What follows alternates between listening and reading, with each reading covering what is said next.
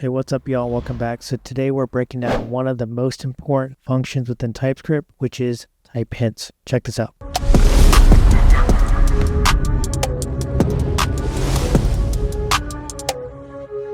All right, so as you guys know, I always explain line by line, block by block, so that you fully understand it and you don't leave this video without ensuring that you can comprehend every single thing, every space, every operator that's within the block of code, right? That's just how I like to do it, and that's how I like to learn as well.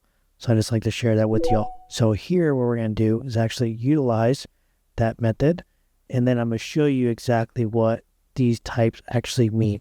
So first thing we're going to do is write out function, and then we're going to name our function. So we're going to call it add numbers. We're going to open up parentheses. We can call this whatever we want, right? So A is going to be number.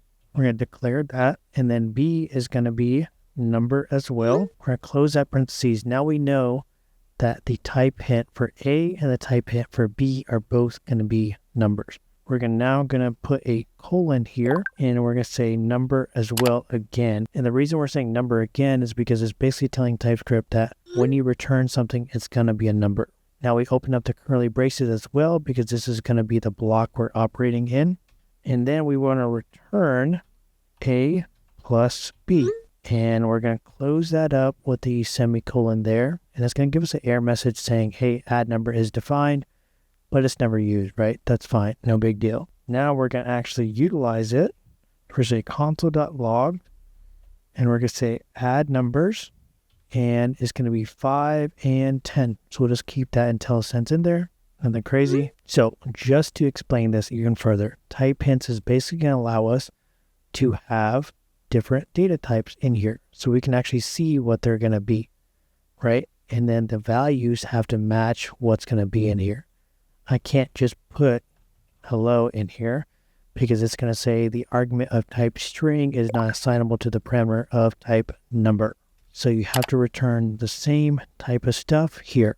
Now, what if I change this to a string? What would happen? So it's going to say type string is not assignable to type number. So if I change this to hello, would that run properly?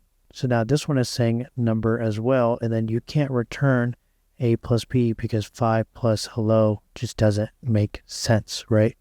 So how do we make this part work now? What you can do simply is use the OR operator here. I know we talked about this before, and we can just say it's a number as well. And then in order to run that fully, we have to say number here, and then we have to close that up, and now we can run it properly. So it's going to say string or a number, and then it's going to run hello here. Now, is the output going to be 15 still? Probably not, because it won't work properly, because hello can't be converted to a number, right? Because we still have this here. But let's try to run it real quick. So we'll save. I'll go to our terminal. I'll copy this in there real quick, and it's going to say NaN, right? Because you just can't run it properly. Even though this is a number here, it's going to read as a number here. It's not going to read it here. So instead, what you want to do, instead of hello, it's actually going to be 10, okay? Because we're going to return an actual value that's read as a string. And then we're going to hit save. We're going to go to terminal again. We're going to run that. And now we have the value of 15, because now it's reading it as a number. Now you have other blocks of code just like this as well, where we have user is going to be defined as an ID, name, and active. So you have the different types here that they're defined as. You have the function name of get user summary. And then we're saying user is going to be called from user here. And that's going to be defined as a string. And we're going to return the text of user plus user.name, which is a string, has ID, and then user.id as well coming from here. And then we're basically going to give the values that are associated with user in this format plugged in here, right? So we're going to say user.name, which is going to be Ray, and then user.id, which is going to be 101 as well. And then if you run that, all that's going to do is just essentially turn this and plug in the values for you. But that said, that's all there is to it when it comes to type hints. Hopefully this video helped you out. I know we talked about a few things similar to this before, but we're actually defining it now and going through the code line by line as well. If you have any questions, let me know. Leave a like, leave a comment down below. And as always, thanks for watching, y'all.